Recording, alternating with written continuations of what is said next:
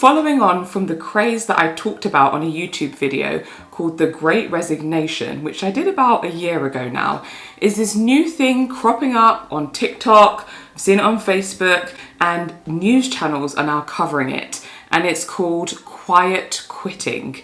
It sounds a little bit scary, what does that mean? But in reality, it's not even quitting your job. But the idea is based on doing only what is required at work. So that may be just sticking to your job description, sticking to your contracted hours and not going over and beyond that, and really just doing what you're paid to do. At first glance, this trend, phenomenon, initiative sounds like a pretty good thing. It's asking people or promoting for people to do what they are paid to do. And for me personally, I don't see what's wrong with that. Companies preach work-life balance, they preach setting healthy boundaries, but in reality, do companies really want us to be doing that? So, quiet quitting seems like a good thing, but is it really? This first actually came up on my radar on Facebook. So a BBC article had popped up and two women had talked about why they had, in the UK, quietly quit their jobs. So one of the women in the article, she stated that she had an admin role at a company. She was working around 60 hours a week, which we know in the UK is way over the contracted hours. And so she decided to ask for a pay rise, but to her surprise, they said no. So instead of officially quitting her job right there and then, because in reality, a lot of us can't just afford to quit our jobs, she quietly quit her job. So she scaled back her hours at work, she done her contracted hours, she didn't go over and beyond what she was meant to do, beyond her job description, and she got accused of slacking at her job and not really doing what she's paid to do. A year after quietly quitting, she decided to officially quit. But yeah, there was a process to get to that stage before she officially handed in her resignation. I'll link the BBC article down below so you can have a read for yourself. But to me personally, this sounds like there was a trigger that caused her to quiet quit. Maybe she was happy to overwork those hours beforehand, but when she realized that she wasn't being compensated appropriately and she brought that up to management to say, hey guys, happy to overwork, don't know if she said that, but happy to overwork, but you know, I want to be remunerated appropriately, and they said no, then she was triggered. It was at that point she decided, actually, why am I doing this? I'm going to focus on my work-life balance, on myself, and I'm not going to pour my life into work. So could this have been avoided? Potentially. Could the company have maintained an employee who was happy to go above and beyond and really put in more hours than she ever needed to? Maybe, if they just compensated her appropriately. So for me, this situation sounds like there was a trigger that caused her to get to this stage. But do we really have to wait for a trigger in order to ask for work-life balance or encourage work-life balance, where at certain points in the day we do log off and we just focus on ourselves, our family and our friends, making sure we don't answer emails at weekends or in the evenings? Is that too much to ask? Should we all not be working towards making this a norm? I'm not sure, but I know that people who may watch this video or may look up other videos about quiet quitting or articles, they're going to have a lot to say, and a lot of people are going to have negative points to make, such as this. If you're a quiet quitter, you're a loser. You're un-American. That's what I think. Point in case. There will be people who will say this is a stupid idea, that it's because of us lazy millennials why we think this is something to consider. You know, there's going to be a whole generational debate here. But actually, this is not something that is a new trend or a new phenomenon. This has been going on for decades. So a similar phenomenon called work to rule existed long before quiet quitting. And I'm going to read my notes on this so that I don't get it wrong. So it was traditionally done as a labour protest in which employees basically do no more than the minimum required by the rules of their contract. And employees follow safety or other regulations precisely in order to cause a slowdown in the company, which is interesting because, as I said, it's doing your contracted hours. It's doing what you are contracted to do. So you are doing your job. You're just not doing more than what the job is required. And we all know that sometimes we are doing way beyond anything the contract states that we should be doing. It was said that such an action is considered less disruptive than a strike or a lockout, which we are all too familiar with right now in the UK.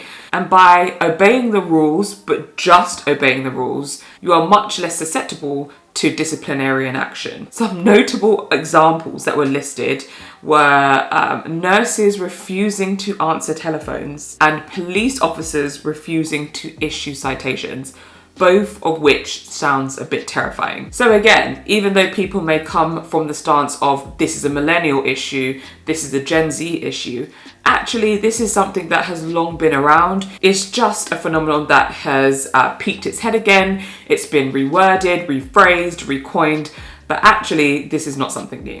I think depending on the industry you work in, quiet quitting may be something that you may be able to get away with and do fine, but in certain industries, it's going to be a bit more difficult to achieve. So I want to be transparent here. I am somebody who's worked in consulting for the past 5 and a bit years now, and if you know anything about consulting, it's kind of an unwritten rule that you will work more than your contracted hours from time to time. And you kind of need to go above the job description. If I was to look at my job description right now, I'm probably doing quite a bit more than what's in that job description. But this is kind of the consulting world and what the expectations are. So yes, as much as I can sit here and make this video and say I am about work-life balance and it's important to me, I also work in consultancy, and I have very, very, very frequently worked way over my hours, worked way into my evenings, sometimes into my weekends, and I've really gone above and beyond in many instances. And as much as I don't like to work over my hours, I do this because I choose to do this. I like the pay, I like the benefits, I like the progression in my career, and I like the flexibility that they give me at work. And so I stay. So if you decide in an industry like mine, there are plenty others that are like this as well. If you decide that you're going to quiet quit, you have to also be prepared that you may get brushed over when it comes to promotions.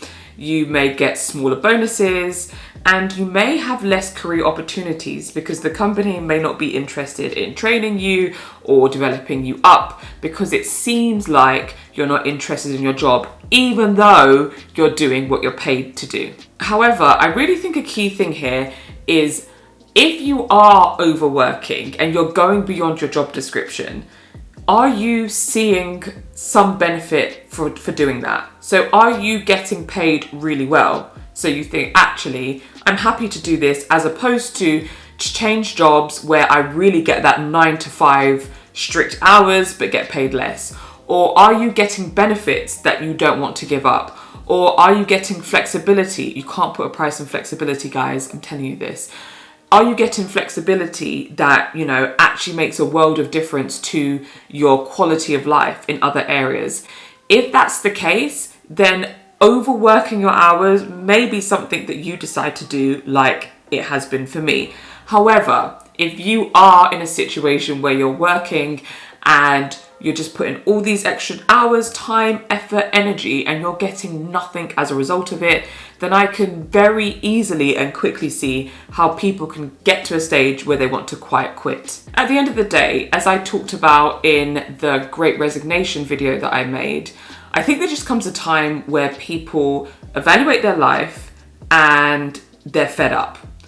They're fed up of spending the majority of their weeks slaving away, working ridiculous hours to progress somebody else's life, but not really seeing much fruit in their own life. They're still struggling to pay their bills. They can't buy little luxuries here and there. They have to, be really strict and careful on how they spend. If you're working so hard for a life that doesn't feel like you're living how you want to live, then is there really any surprise that these trends are rearing their heads as they are now? Another point that I just thought about that I want to make is I really do think that the pandemic has led to a big shift in people in general when it comes to work. People have higher expectations from their employers now. People are needed more than we need companies, I guess, because everywhere seems to have a lack of staff right now, and these companies and employers really need staff to come in and work for them. So there's been a balance shift, which I also talked about in the previous video, but I think the pandemic has really led to this, and I don't think it's a bad thing, but I do wonder, how long will this continue? Is this something that is going to happen for a year or two and then fade out and we go back to our old ways? Or is this something that's really going to promote or incite change for the positive for both employers and employees? So tell me, what are your thoughts on all of this? Is this something you've heard of before? Do you think it's ridiculous? Have you actually quiet quitted yourself? Or is it something that you're considering doing, or somebody that you know has done? I'm really curious to know what you guys think about this. So write some comments down below. Let me know your thoughts. And thank you so much for watching today. If you are new here and you've enjoyed this video, I've got loads of videos on different finance topics and just random topics. But if you did enjoy this video and you like the sound of this channel, then please do like this video and also subscribe so you will get a notification whenever I upload. So that's it for today's video. Thank you so much for watching, and I look forward to seeing you in the next video real soon.